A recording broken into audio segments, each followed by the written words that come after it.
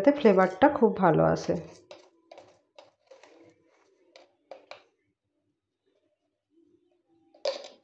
আর লাস্টে দিয়ে দেবো একটু সামান্য গোলমরিচ, যেটা হয় না ব্ল্যাক পেপার, সে কারণে গোলমরিচের গুঁড়ো একটু সামান্য দিয়ে দেবো, তাহলে এটা আরও বেশি টেস্টি হয়।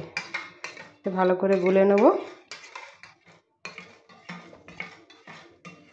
হয়ে গেছে রেডি। এরপরে আমি দিয়ে দেবো ফ্রিজের ঠান্ডা জল। আপনারা আইস কিউবও দিতে পারেন চাইলে, কিন্তু আমি ঠান্ডা জলই দিচ্ছি। একদম প্রাণ জুড়িয়ে যাবে, এত এটা হেলদি এবং টেস্টি হয়।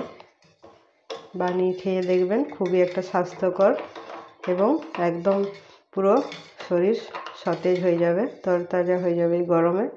আর সবথেকে বড় কথা কি, গরমে এই এখন আমাদের এত গরম বেড়েছে যে পুরো লু বইছে, আর যে লু লাগলে শরীরে অরুচি মানে